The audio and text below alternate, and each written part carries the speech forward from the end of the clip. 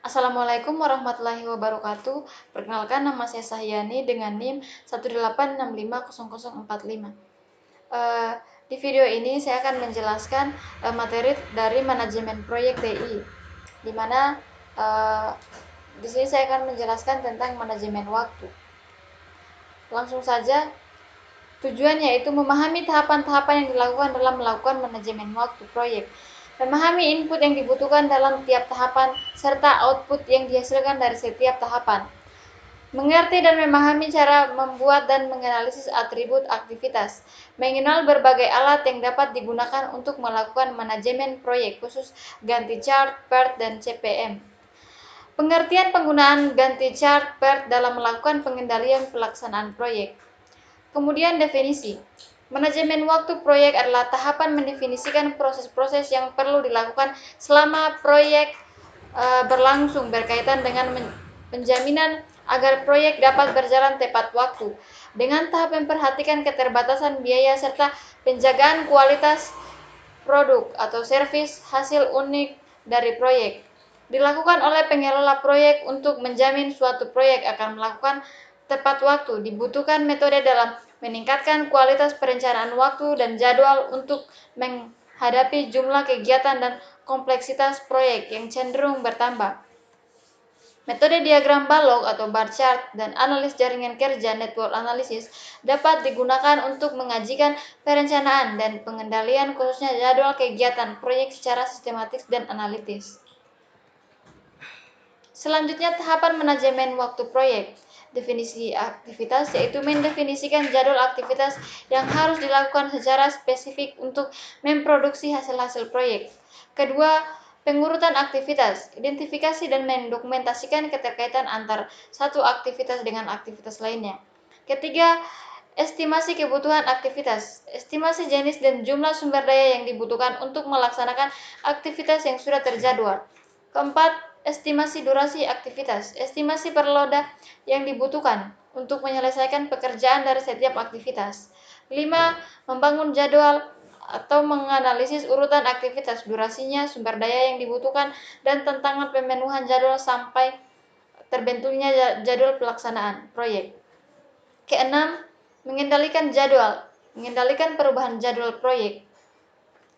Kemudian tinjauan umum manajemen proyek waktu bisa kita lihat pada gambar tersebut. Selanjutnya, daftar aktivitas atau activities list dibuat berdasarkan WBS dan WBS di Dictionary. Project deliverables, hambatan dan asumsi yang tertera dalam skop statement juga menjadi bahan pertimbangan ketika membangun activity list. Sebaiknya dibuat berdasarkan standar dan template activity list yang telah biasa digunakan oleh organisasi yang bersangkutan. Kemudian, atribut aktivitas. Informasi yang terkandung dalam atribut aktivitas antara lain identitas aktivitas, kode aktivitas, deskripsi aktivitas, aktivitas pendahuluan, aktivitas yang mengikutinya, relasi logis antar aktivitas, hal yang mempercepat dan yang mungkin memperlambat aktivitas, sumber daya yang dibutuhkan, tantangan yang hambatan, serta asumsi. Kedua, orang yang bertanggung jawab mengeksekusi suatu pekerjaan. 3. Area geografis atau tempat pekerjaan harus dilakukan. Keempat, tipe aktivitas, misalnya apakah suatu aktivitas harus dikerjakan dengan pembagian dan terhadap atau merupakan satu kesatuan pekerjaan dapat berdiri sendiri. Selanjutnya, milestone list, daftar peristiwa yang menjadi penanda selesainya suatu pekerjaan, misalnya tanggal, produk yang dihasilkan, laporan, dan sebagainya, berguna dalam monitoring kemajuan proyek. Kemudian, urutan aktivitas dapat digambarkan dengan berbagai diagram. Antara lain, setelah didefinisikan aktivitas proyek, langkah berikutnya adalah membuat urutan aktivitas yang merupakan detail dari WBS, detail deskripsi produk, asumsi, dan batasan-batasan untuk menentukan hubungan antar aktivitas. Terdapat 3 aturan dasar dalam menyusun urutan aktivitas, yaitu network diagram dan critical path analysis. Kedua, precedence diagram. Diagram jaringan proyek atau Project Network Diagram merupakan alat bantu yang biasanya digunakan dalam menyusun urutan aktivitas atau dapat juga disebut skema yang menunjukkan hubungan logis atau urutan aktivitas proyek menggunakan AOA, Activities on Arrow, atau ADM, Arrow Diagramming Method. Manfaatnya yaitu menyusun urutan kegiatan proyek yang memiliki sejumlah besar komponen dengan hubungan ketergantungan yang kompleks, membuat perkiraan jadwal proyek yang paling ekonomis, mengusahakan frekuentas minimal penggunaan sumber daya. Metode yang umum digunakan itu metode jalur kritis, teknik evaluasi dan review proyek, dan metode diagram pendahuluan. Perbandingan CPM, PERT, dan ADM bisa kita lihat pada gambar tersebut.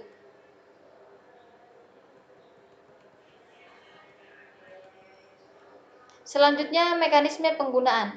Identifikasi lingkup proyek dan menguraikan menjadi komponen-komponen kegiatan. Menyusun komponen-komponen kegiatan sesuai urutan logika, ketergantungan menjadi jaringan kerja. Urutan ini dapat berbentuk seri dan paralel. Memberikan perkiraan kurun waktu masing-masing kegiatan.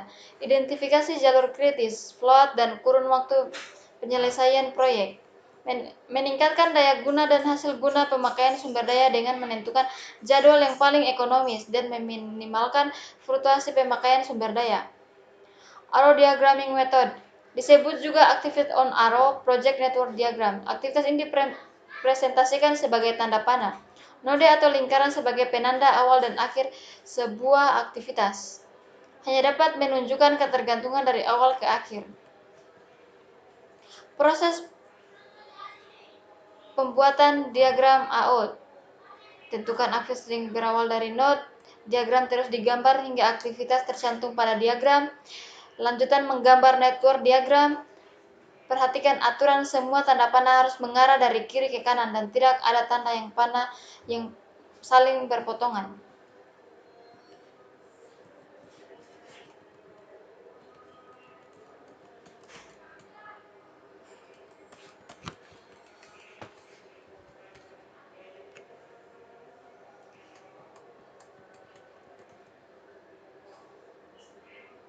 Beberapa ketentuan umum penggunaan AO harus jelas dan mudah dibaca, harus dimulai dari suatu kejadian event dan diakhiri pada suatu kejadian.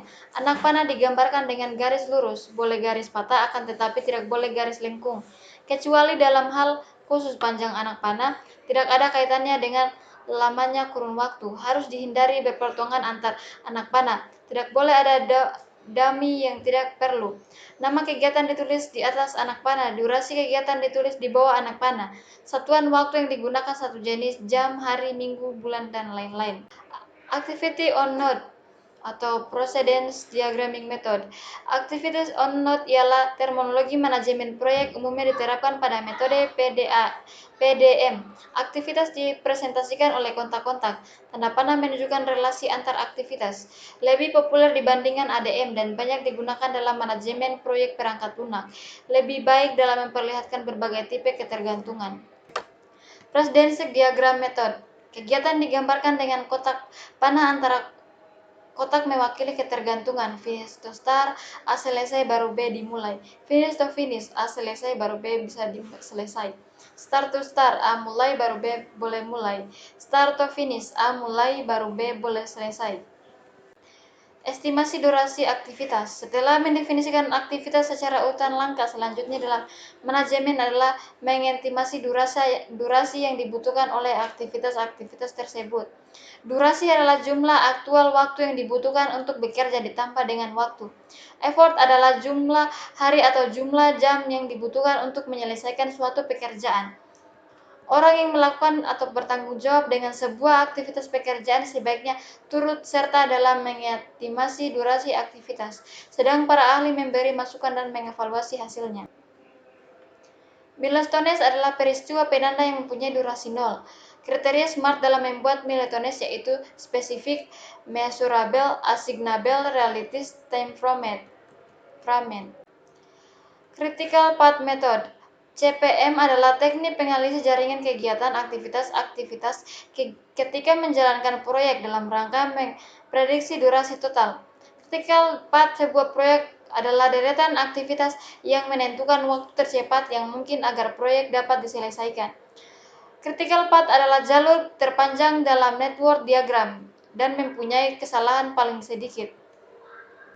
Isu dalam critical path. Jika satu atau lebih aktivitas dalam critical path dilakukan lebih lama dari yang direncanakan, maka seluruh jadwal proyek akan berubah kecuali segera diambil tindakan korektif. Misconceptions.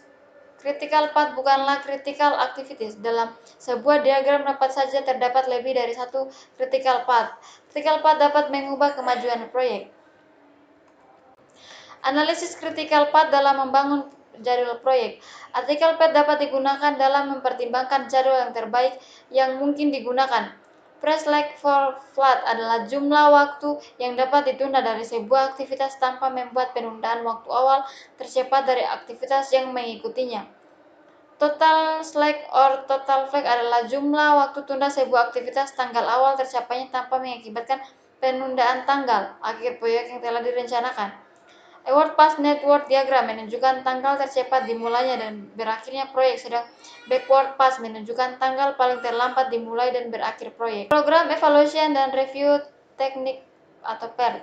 Dalam pengelolaan sebuah aktivitas adalah kegiatan yang harus dikerjakan dan merupakan tahapan penyelesaian dari satu atau lebih kegiatan. Belum sebuah kegiatan dapat dimulai, semua kegiatan yang menjadi prasyarat bagi kegiatan tersebut harus sudah terselesaikan. Diagram PEG memiliki dua komponen utama, yaitu aktivitas atau aktivitas dan tonggak event atau acara. Kedua komponen ditandai dengan busur dan titik. Aktivitas digambarkan pada busur dan milestone digambarkan pada titik atau lingkaran. Kemudian program Evaluation dan Review Teknik atau PER.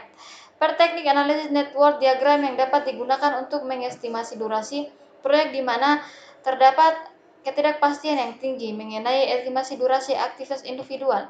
PERT menggunakan estimasi probabilitas waktu yang digunakan berdasarkan estimasi durasi aktivitas optimistic, most likely, dan pesimistis. Proses perencanaan PERT meliputi langkah-langkah berikut. 1.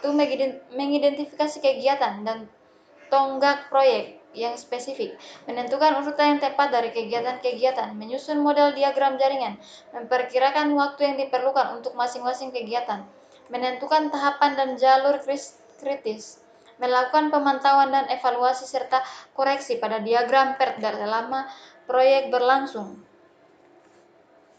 Selanjutnya, mengendalikan perubahan jadwal proyek. Lakukan pemeriksaan jadwal secara teratur. Jangan berpikir bahwa setiap orang dapat bekerja dengan kapasitas 100% setiap saat. Lakukan rapat yang mengatakan kemajuan proyek dengan stakeholders dan nyatakan keadaan dengan jelas dan jujur dalam mengkomunikasikan isu-isu yang berkaitan dengan jadwal. Diagram PERT sangat bermanfaat bagi pengelolaan sebuah proyek karena menyediakan informasi berikut. Jangka waktu penyelesaian proyek.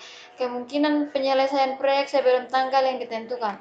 Tahapan kegiatan yang kritis yang dapat berdampak langsung terhadap waktu penyelesaian proyek.